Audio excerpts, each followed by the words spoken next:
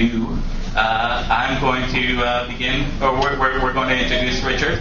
So this is Richard Wade's presentation of How Big is Big, How Far is Far. Please give him a warm welcome to the stage.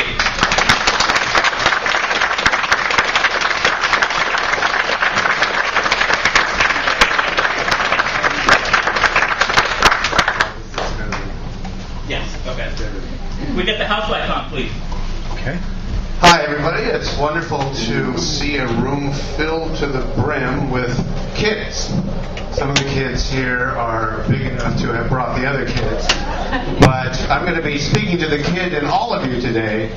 Although some of you may know quite a bit about astronomy, I'm going to be presenting some basic things in astronomy that will be presented in a way that's different than what you're used to. Different way of doing it. I'm going to be speaking to your right brain, which understands things, spatial things and relational things, rather than the left brain, which is all about linear thinking. But you'll kind of catch on as I go along. And I'm also going to need some people to help me up here, so I can see some very self-confident kids. And why, when you reach this tall, you suddenly lose your self-confidence and I don't want to volunteer. But anyway, I'll be needing your help to just relax, good, and we'll get started. Okay, I'm not used to holding this mic, so I apologize if I'm not holding it right. Okay. In astronomy, you're learning about things that are so big and things that are so far away that you'll always hear great big numbers. Big numbers. Like, you'll hear a scientist or a teacher tell you that the sun is 93 million miles from the Earth. And that is true, but it's got that word million in the middle, which is a number that is so big, no matter how smart you are, nobody can get their imagination around how big that number is. And so you kind of lose your ability to appreciate what that really means. And so I want you to see what I mean by showing you how big the number million is. And so I brought a million things for you to see all at once. And they had to be kind of small, so what I brought was 1 million little bitty dots. That's a million little bitty dots. There's 100, they're about the size of periods at the ends of sentences in magazines and newspapers. There's 100 dots from here to here, and there's 100 rows of 100. So there's 10,000 dots in that square, and there's 10 by 10, 100 squares. So 100 times 100 times 100 is a million. Or 1,000 all the way across times 1,000 rows of 1,000 is a million. So if these dots were miles, this is what a million miles would look like, or $1 million, a million people, 1 million stars, 1 million anything, and you're looking right at it, but your mind is struggling to absorb it, to really understand. And during the show, I might mention the number billion, which is in the news a lot, and that would be 1,000 of these pieces of cardboard. 1,000 millions is a billion. And one time near the end of the show, I might remember to mention the number trillion, which is also in the news. And that would be 1,000 billions, or 1,000,000 millions. So for every one of these dots, you try to imagine each one of these dots is a big piece of cardboard, each with 1,000,000 dots on it. That's what a trillion would be. So just trying to help you understand how big and how far away things are in the universe with numbers is difficult to get you a feeling and appreciation about the vastness of it all. So there's another way to do it.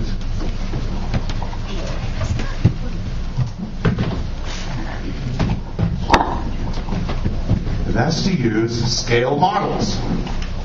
Make sure you understand what I mean. Who's the paleontologist in the room? Tell me what this is. It's a dinosaur, and who's the advanced paleontologist and knows which one it is? Did you know that? Very good. Yes, it's a stegosaurus. But is it a real stegosaurus? No, it's a model of a stegosaurus. Because in science, when we have something that's too big to bring in the room, too dead, too scary, too smelly, whatever it is, models are very useful. And scale model doesn't mean the scaly skin. It means how big is the model compared to the real thing. So this is 1 foot long. The real stegosaurus was about 35 feet long. So that's a 1/35th scale model.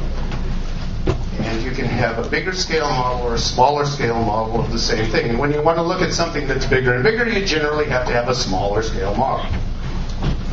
Who can tell me what this object is? It's a car, right? But is it a real car?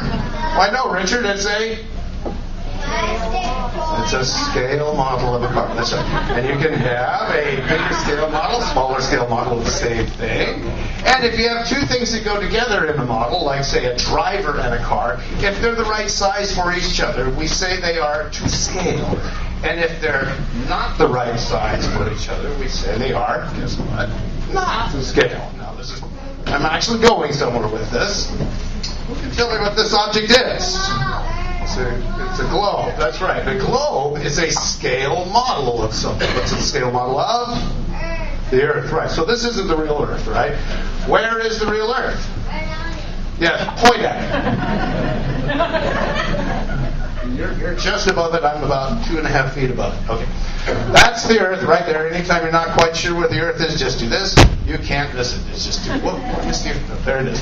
Okay, so this is the Earth. Now, when you go home this afternoon, and you're just relaxing on a Sunday afternoon, you're going to start noticing something. It's going to start getting darker. The sun is going to slowly dip into the sky, down toward the horizon in the west. What is causing that? Who's the advanced?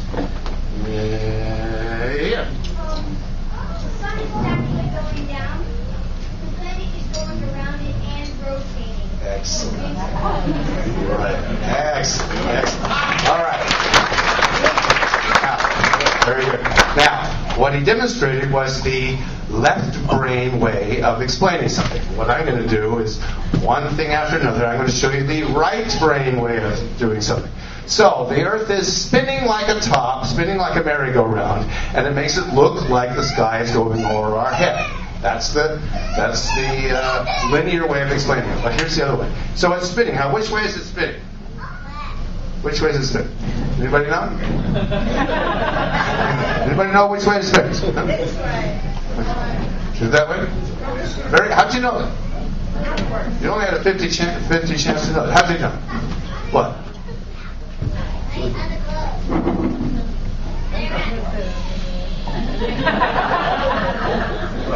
What? I don't understand. Oh, turn it around? Okay. Oh! Who put that on there? Look, don't see. Cheapest joke there is. Okay.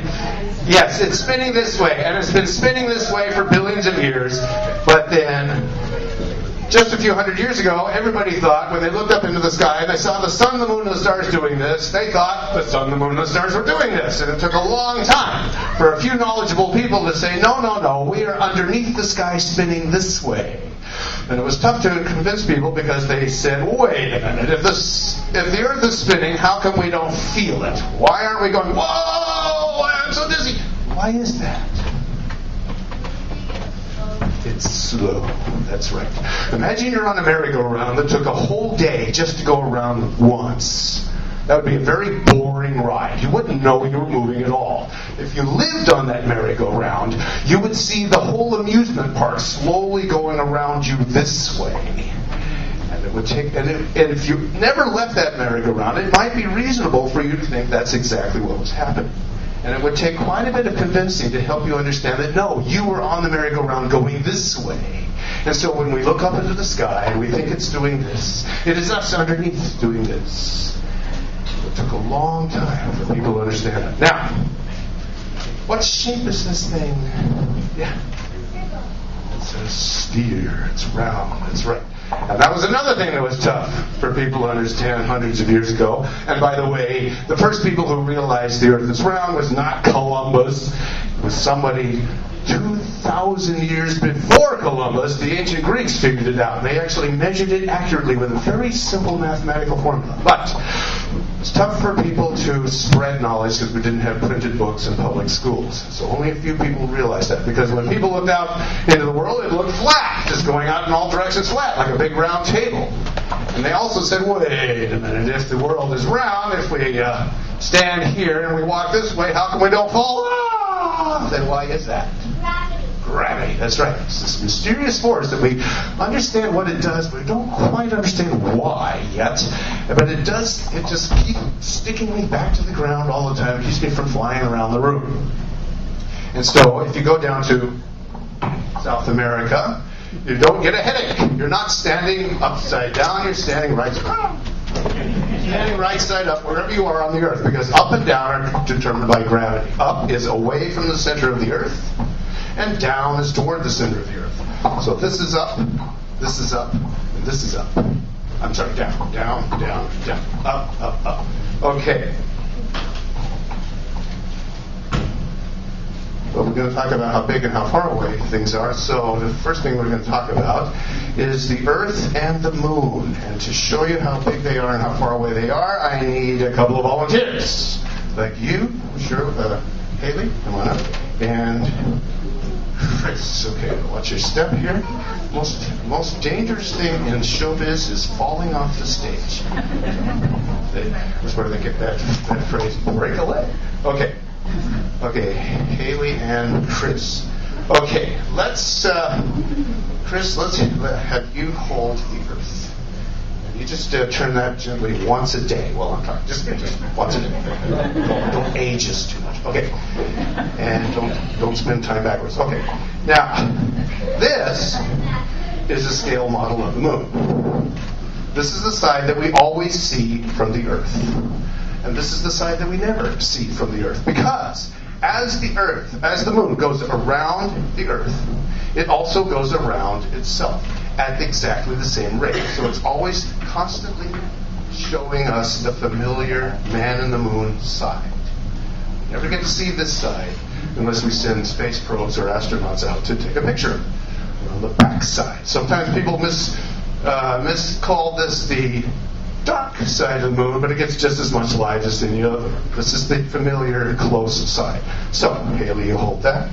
Now, remember the driver and the car. Are these two objects to scale? No. Okay, so we'll keep the Earth. Is this too big or too small? Too big. Okay. Round object, what do you think? All right? You're not really supposed to know this, so it's okay to guess. Because it's poorly taught in school. Okay, I'll give you a hint. It's too big. Okay, here we go. How's that?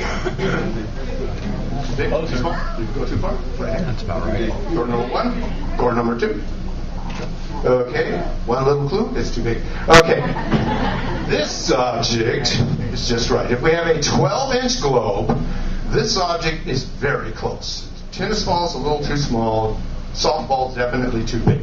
So it's very close. So this is an 8,000 mile diameter, straight line through the middle, ball of lava covered with a thin shell about the thickness of a piece of paper.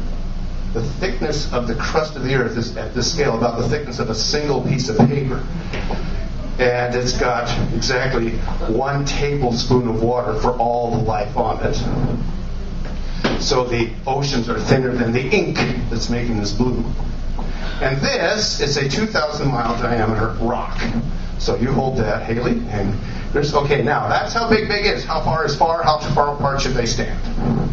Are they too close, too far, or just right? I think they're too close. Chris, let's have you go all the way over to stage right, and stage left.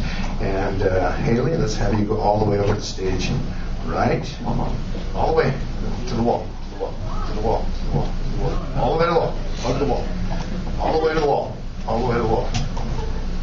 That's just underneath what it should be. It should be 30 feet, 30 Earth diameters, 246,000 miles, a little under 250,000 miles of absolute empty nothingness. No stage, no plywood, no air, no sound. If you're out in space and a spaceship goes by, it doesn't sound like this.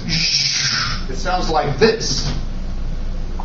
Because there's no air to bring you the sound. And if you're exposed to space without a special, okay, it's just a rock. If you're exposed to space without a special spacesuit, you're an instantaneous popsicle because it's so extremely cold, and because there's air pressure dissolved inside your body, and there's no pressure pushing back, you're an instantaneously exploded popsicle. And so astronauts are very, very brave men and women. All right, so that's, if we go a little bit back, that's about how far it is. You're going to notice something. The big is big, but far outclasses big in every one of these models. Okay, now, if we were outside, and Haley could take her moon around the Earth, and Chris could turn this about, 22 and a half times, how long should she take to take her moon around the Earth? And the word I'm looking for starts with the same letters as the word moon does, M-O. What period of time starts with M-O? Not minute. Month. We get the word month from the word moon. We just pronounce it funny. We should be pronouncing it month. We are in the month of January, and next month the moon will have gone all the way around the Earth and be back in the same place in the sky as it was last month. Okay, now you don't have to actually do that, but you'd be going about this fast. You'd be facing this way, you hold it up, and you'd be going this fast. Ready? No, not too fast. Okay, because it's going to take you a whole month to go all the way around and be back here again. You'll be a month older. It's tens of thousands of miles an hour, but you're going this fast. Okay, this is a whole month. Okay, let's give him a big hand for helping. Thank you, Ed.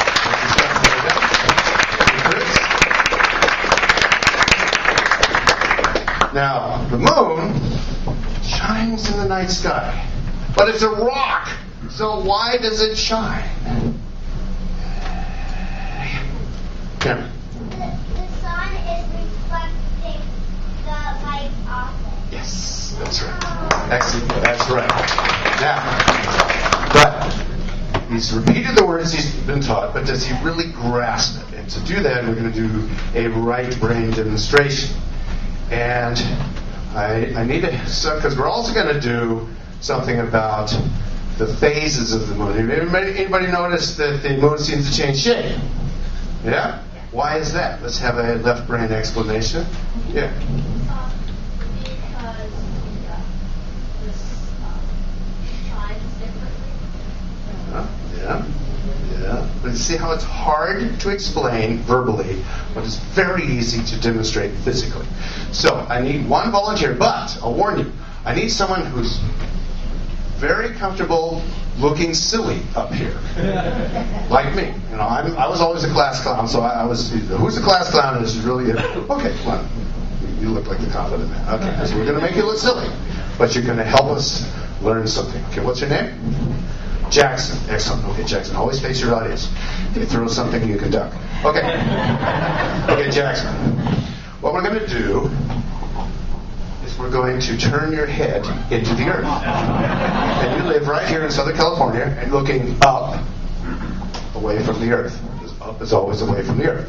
So you put that totally cool helmet on. Oh, you look excellent. Awesome. Okay. All right. Always face your audience. Now, I'm going to be kind of shoving you around. Now, we're going to make this ancient slide projector the sun, the light source.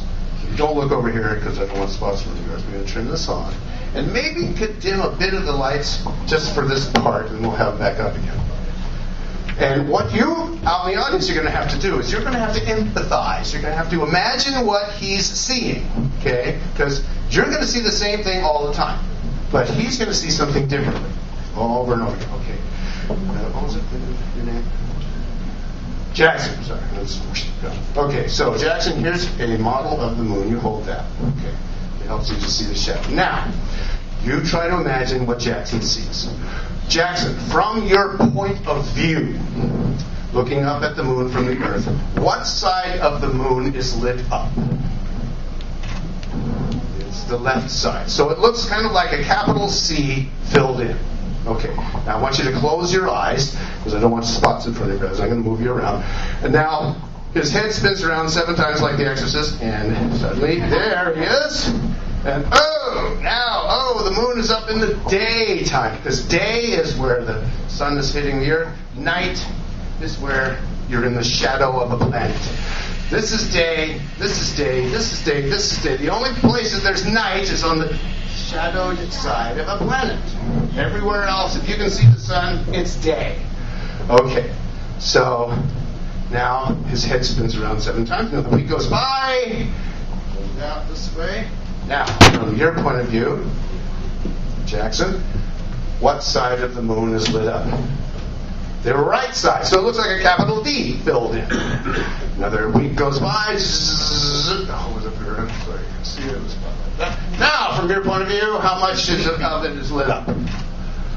Is it the whole thing? Yes, he's nodding his head. Okay.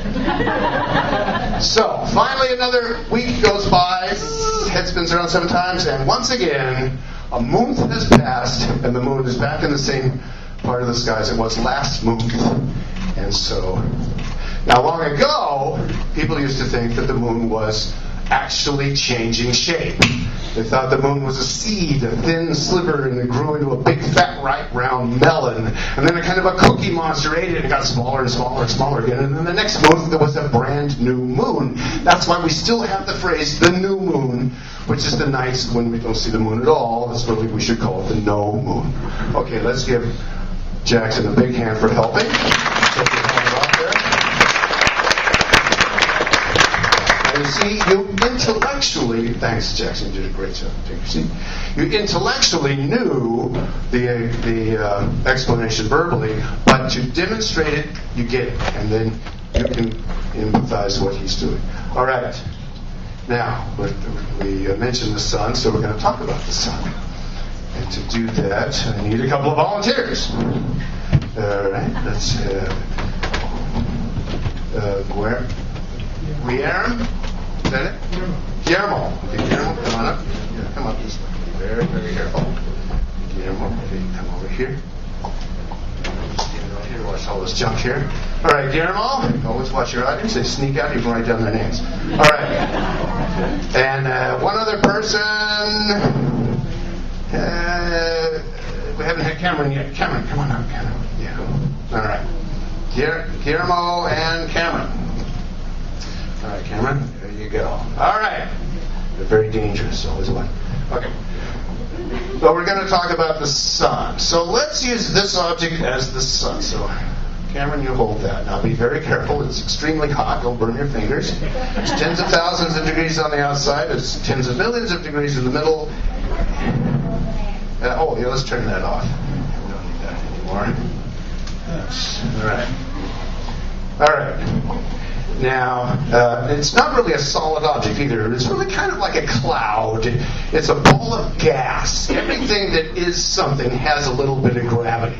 I have a little bit. This object has a whole lot, and together it pulls us together. And this object has so much gravity. Even though it's made out of the lightest gas in the universe, hydrogen, there's so much hydrogen in one spot, it's squeezing itself down into the most compact shape in our universe, a sphere.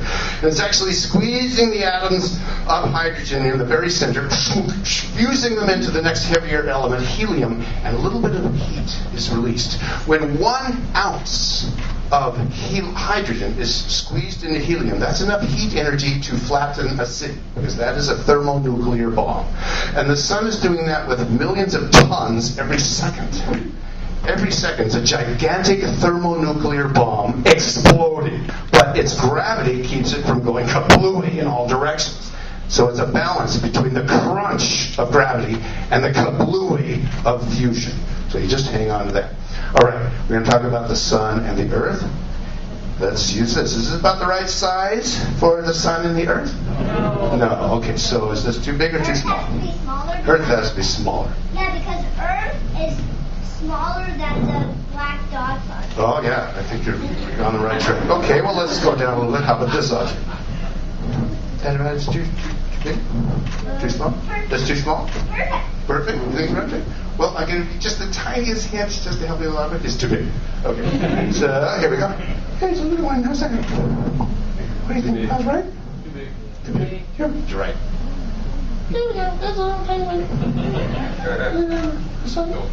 There's 7,000 of those people living on that. Just turn it once a day. It just gets too hot on one side. Okay, is that about right? Too big?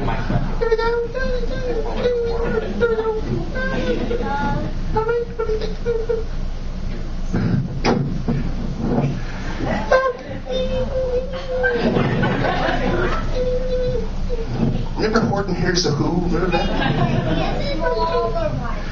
Oh, shit. Always watch your audience. Dangerous. Yes, we have to go smaller.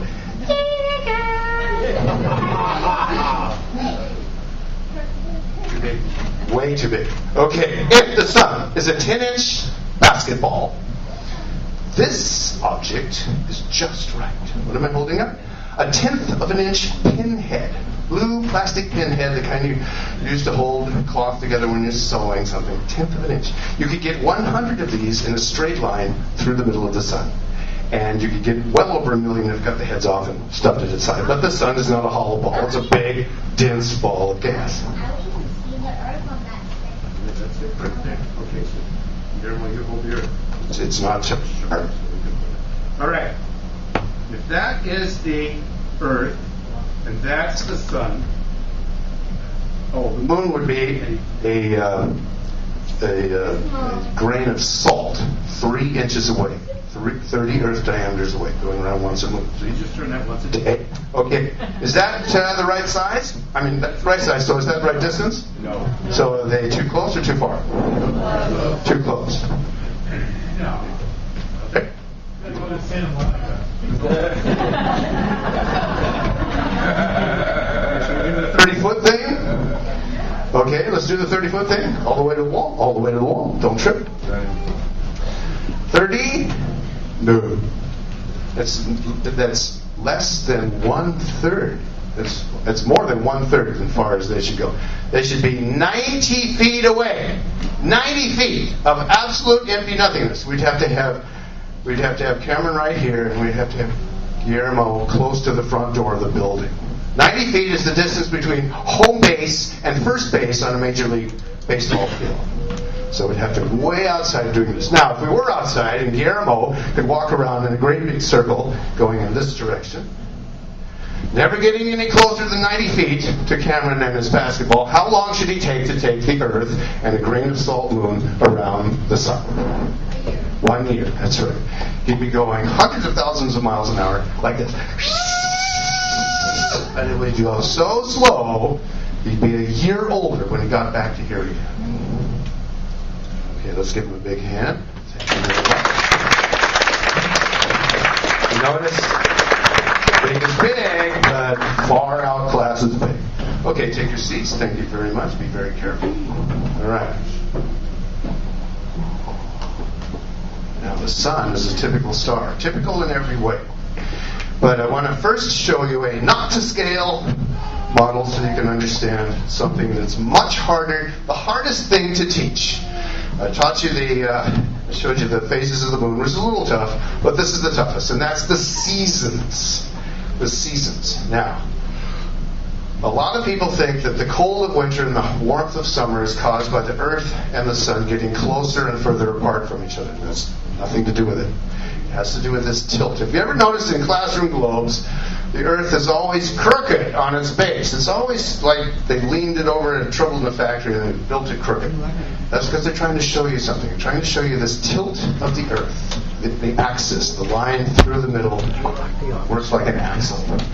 When, in our winter, we, in the northern part of the world, we are leaning away from the sun.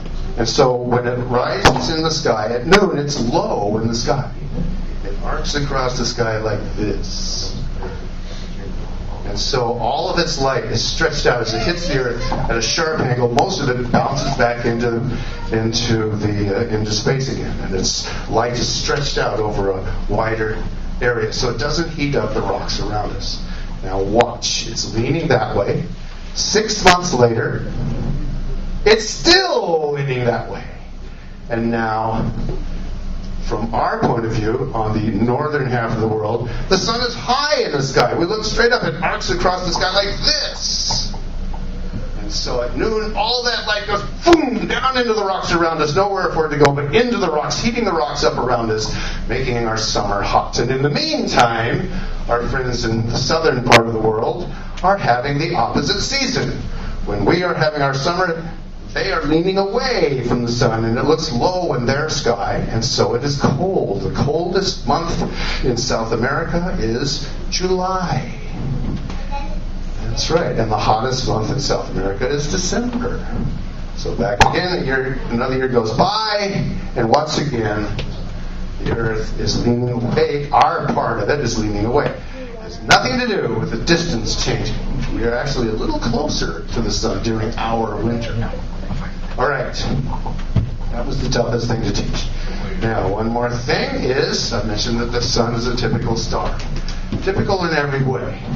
Average in size, average in age, about 5 billion years old. We'll go on for another 5 billion years. And all the other stars you see in the sky are somebody else's sun. They're just so far away, they just look like a point. And to show you how far away they are, I need a couple of volunteers. Somebody haven't picked yet. Who hasn't come up here yet? Come on. Big kids are welcome too. Okay. Do this. Come on. What's your name? Savannah. Wonderful. Nice to meet you, Savannah. Beautiful name. Okay, Savannah, you come over here. And I need one more brave volunteer. Who would that be? Oh, well, Guillermo again. Oh, wait, you haven't come. Yeah, come on. Your name is? What is it? Charlie. Charlie and Savannah. Okay. Here's your audience. All right. We're going to have to use a smaller scale model. So let's use this for the sun. Okay. Now imagine how small the Earth is. Remember when the basketball was the sun, we had a pinhead for the Earth. So we shrink this down. How small is the Earth now? It's a bacteria. It's really tiny. It's 1/100th of an inch across, and it's about 9 feet away. Okay. All right. So that's the sun.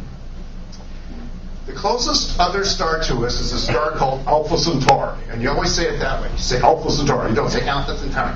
Because you've all seen TV shows and movies where the starship captain says, "Yeoman, set a course for Alpha Centauri." You know, this is a dangerous thing you're doing. You've got to inspire your men. Alpha Centauri. You don't say, let's go now. Okay, so, Savannah, we'll use this marble to be Alpha Centauri. So you hold that. Okay. Roughly the same size. We're not going to quibble too much about that. All right, hold it up so everyone can see. All right. That's how big is. Roughly the same size. And now, how far apart should they stand? Are they too close? Too far? Just right. So way too close? Okay. What do you think, so? You tell me when we're close enough. The Earth would be about here. Okay, so keep going. What do you think? Okay. Too close. Too close. I think so. Okay, what we're going to have to do, Savannah, is we're going to have you stand right here. Lost your name again, what is it? Charlie. Complicated name. Okay. All right. Savannah. All right. Charlie, you stand right there. Savannah, what we're going to need you to do. Your parents here, right? Okay. We're going to need you to take that marble down to Union Station. And you're going to buy a ticket on a train or a bus, or if you can afford it, go to LAX and get a plane trip. And I want you to take this marble, you stay right here until you take this marble to Tucson, Arizona. And then you're going to rent a car and go out into the desert just past Tucson until you are exactly 481 miles from exactly right there. And you stand out there on the highway and you hold up that marble and you try to imagine that between you and Charlie, you don't have a highway and deserts and trucks and cactuses and mountains and cities. You have absolute empty nothingness. The only source of light is your sun, Alpha Centauri, and our sun, Sol, or Ra, or whatever, and the light in between you, which goes 186,000 miles every second, is going this fast. 2 inches a second. 2 inches a second to reach eyes. So if you were going at the speed of light by this scale, it would take me 5.5 years to reach the closest star at the speed of light. So when we see Alpha Centauri, we see it as it was 5.5 years in the past. A telescope is a time machine to look into the past. Whatever the object is you see in the sky, you're seeing it in the past. When you look at the moon, you're seeing the moon as it was 1.25 seconds ago. And you can hear the effect of that when the astronauts were on the moon. The astronauts are on the moon. I was 19 years old, and I heard them say things like, "Okay, Apollo 11, it's time to prepare for your EVA. Roger, Houston, we'll get started." I thought, what was that? And they kept doing that, this pause, like they were being really thoughtful or kind of hesitant. Because there's a pace in human parlance that we notice if you pause. Like, "How are you, Richard?" "I'm fine, how are you?" "What was that?" And so I realized that's the speed of light. And the further out you go, the more that effect is. When we finally go to Mars, someone your age, will say, "Congratulations for landing on Mars. Okay, let's go have lunch." Because it'll be a half an hour before the 15 minutes out for light to reach Mars and the 15 minutes back for, "Why, thank you. We're doing fine." Conversations will take a really long time. This is why the probes on Mars have computers to help find hazards for themselves, because we can't, if we see the camera of the probe that's on Mars now, we see it's going towards a crevasse, we're seeing that 15 minutes too late. And if we say stop, it receives that a half an hour too late. So you can't just control it like a little radio car. That's why it has to creep along so slowly, because we have to make sure it's okay. And then move a little further. All right. That's how far is to the closest other star. You don't have to actually go. Thank you very, very much. Let's give him a big hand. Good job. Okay, we're almost done. And the next one I'm going to do, I don't need a volunteer, I just want to show you. Stars are very big. Our star is very big, as you saw. And they can get even bigger. They can get gigantic. When they get old, they squeeze heavier and heavier elements. They stop squeezing hydrogen into helium. They start squeezing helium into carbon and calcium and oxygen, all the way up to iron. And every time it does that, it produces more heat. And the heat overcomes the gravity. Gravity wants to crunch it. Heat wants to make it bigger. And it gets bigger and bigger and bigger. And so there's a star in our night sky tonight called Betelgeuse. Sometimes people call it Betelgeuse. But Betelgeuse is an Arabic word. The Arabs were the first great astronomers. They needed the stars to find their way across the trackless desert. And Betelgeuse is a star that's in a constellation called Orion, which is 4 stars making the shoulders and knees of a big man, and 3 stars making his belt. Up in their sky like Orion the giant. And Betelgeuse is Arabic for the armpit of the giant. That's what it means. And so the Arabs are out there and, okay, how do we get back home? Well, let's just follow Betelgeuse, the armpit of the giant. And they found their way home. And so many of the stars have Arabic names. And Betelgeuse is kind of big. You will notice it's kind of orangey. And question? Okay, we're almost done. I'll be done in about 5 more minutes. Oh, yeah. Okay. All right, we're almost done.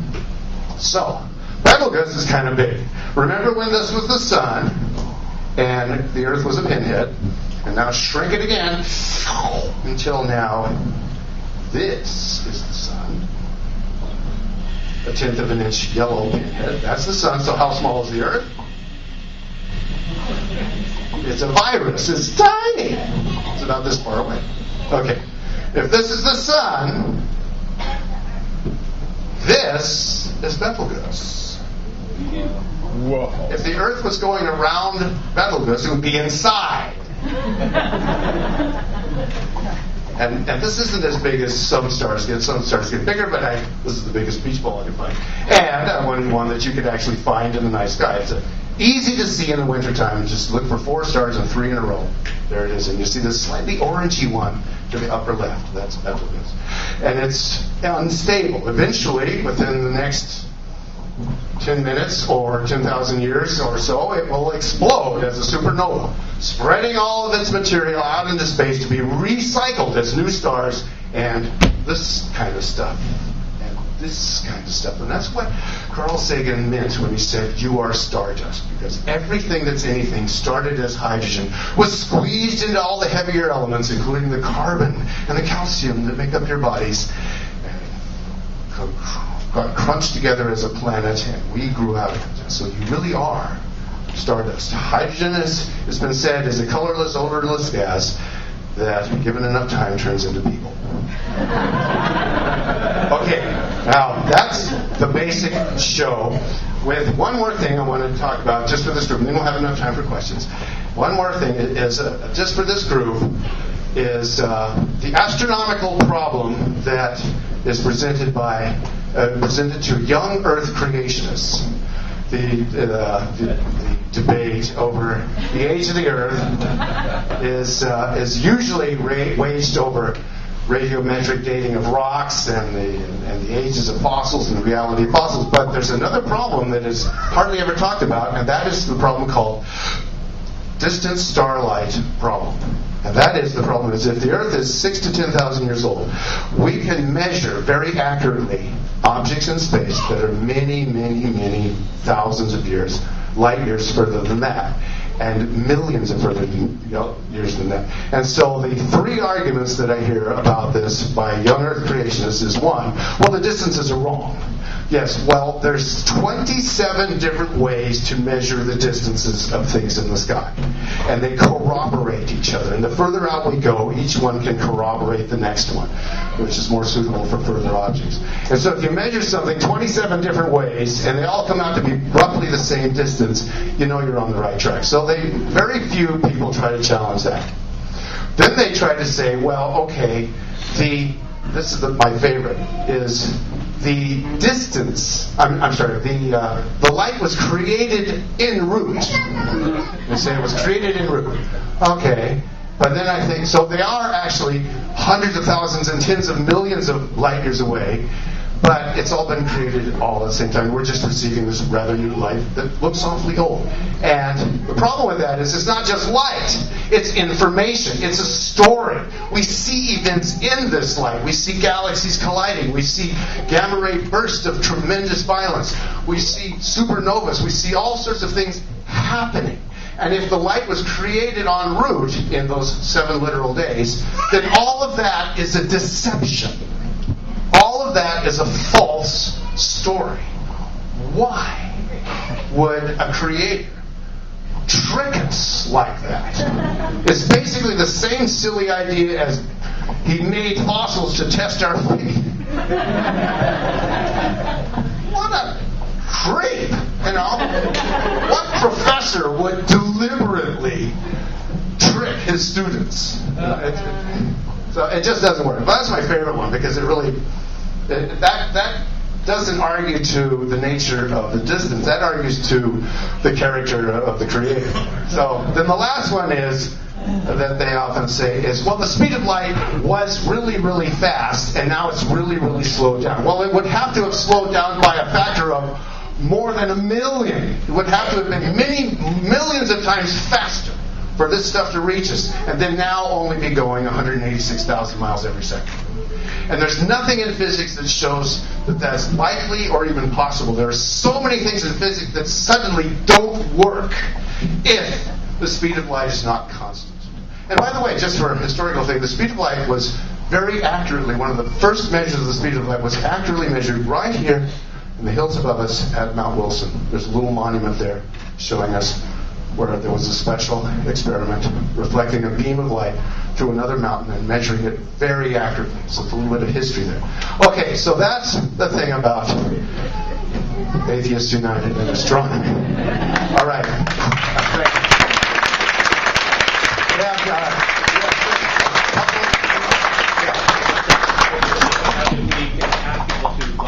Yeah. Okay. All right. Anybody who wants questions, come move over here. Physically, we want you over there. We'll get you in a line, and get in a line. We can take people in order. So if you guys have questions, come on over. Anybody have questions? Come on over. Let's have information-seeking questions. Not, I know something cool about astronomy that I want to share. It's not a question. Come on. Anybody who's got a question, let's line up behind these guys. Actual information-seeking questions. Okay. Come on up. I'll just take the first one while you're doing it. Yeah. Say your name and ask me the question. Okay. Cameron, what is your question? We'll just take a turn.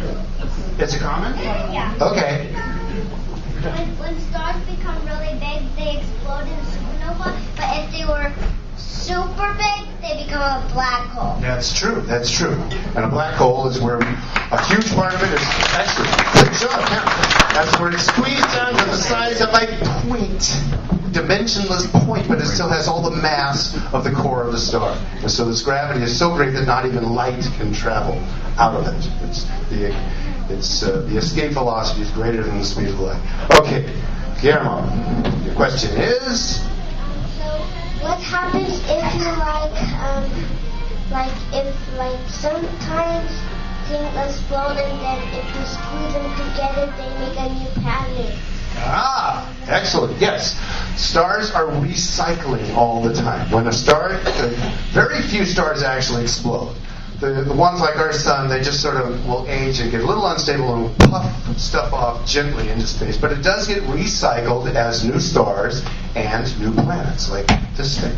And the big ones do get so unstable they violently explode. And that's when all the elements heavier than iron are squeezed into gold and uranium and all that, and that's why that stuff is so rare. But that also gets recycled as planets, and so it's just like your trash. Recycle it. It's important. Okay, was that the gist of your question? Good job. Okay, next person. Every once in a while, they'll ask me a question, and I just don't know it. It's great. It's great. Okay, question is. Planets are in the space, they move to their own place, and people live where they're supposed to be. Wonderful. That's so true. I love that. Yes. And when people live where they're supposed to be, which is here.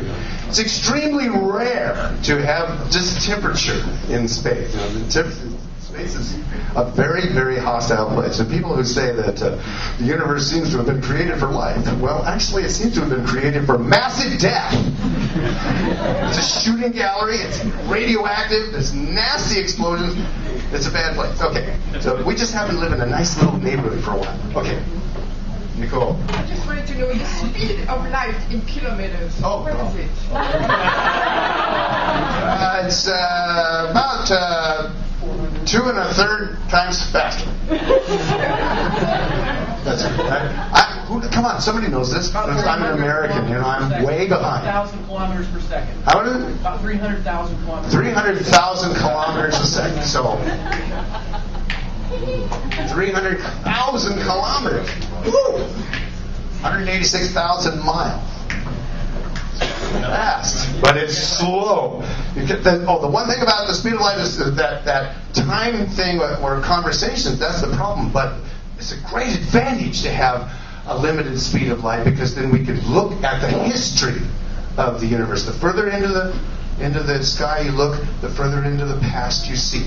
If you're looking at a planet, if you're looking at a star that's 1,000 light years away, if there's somebody on their planet, on a planet near that star, they're looking at us 1,000 years in their past. We're exchanging old information. If they had a super telescope as big as a planet that could actually see the surface of the Earth, they would see the surface of the Earth as it was 1,000 years ago. They'd see the Middle Ages. Okay, come on up. Question? Just because I have a kind of personal connection to it. If we were doing the sun first, where would he have to stand The Voyager. Okay. So, if we were doing the sun, the 1-inch sun, okay, the Earth would be a tiny speck about 9 feet away. Voyager 1 is it's past. It's in the bow. it's past the distance to Pluto. It's going in a different direction. It's getting close to the heliopause, where the sun's influence on space begins to stop. We're expecting a sudden increase in temperature. It's weird. We don't really understand it. It's not quite there yet. It's close to the official boundary of the solar system. It would be about, well, I built this model one time down a long causeway, and it was about 410 feet long to Pluto. And so it would be past that. It would be maybe 450 feet away from this Voyager. At this scale, the furthest human beings have gone from the Earth is 1/4 of an inch. But Voyager 1, over 400 feet away. Okay, and we're still getting the signal, which is about the voltage of your digital watch. But we're still getting the signal. Yes? Asking about the Drake equation. Sure, go ahead. Okay, so do you think that astronomers and other scientists will eventually be able to have empirically grounded estimates for all of the parameters of the Drake equation? And if you think it is possible, how long do you think it'll take for science to get that? All I have to do first is understand what is the Drake equation. Okay. So the Drake equation is a formula for estimating the likely. The Drake equation is a formula for estimating the likely number of intelligent civilizations in the Milky Way galaxy. Yes. So you got to know the number of stars formed per year, the likelihood of a planet, of a star having a planet that can support life, the average time for life. Yeah. Okay. That's an equation to try to calculate. Thank you. To try to calculate the likelihood of life and intelligent life somewhere else in the universe. And so you have the number of galaxies times the number of stars in each galaxy times the number of likely ones that have planets times the number of ones of those planets that have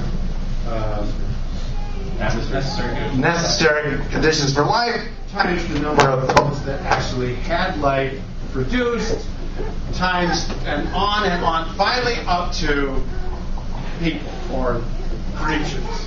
And the number is extremely, extremely small. But every single one of those steps is a guess, especially the conditions of a planet that would produce life. Because life will not look like this.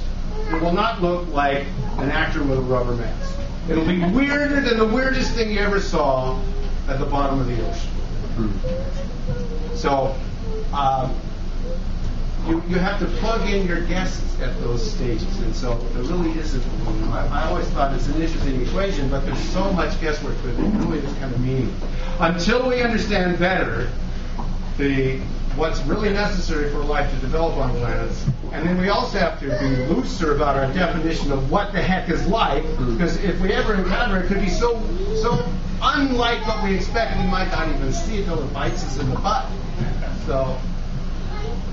Does that answer your question? It's basically so much guesswork that it's kind of a meaningless. Okay, one more question, then we're going to go for lunch, right? Wait, two more. Let's take these. Two more, okay. And then go. All right, Charlie? Three.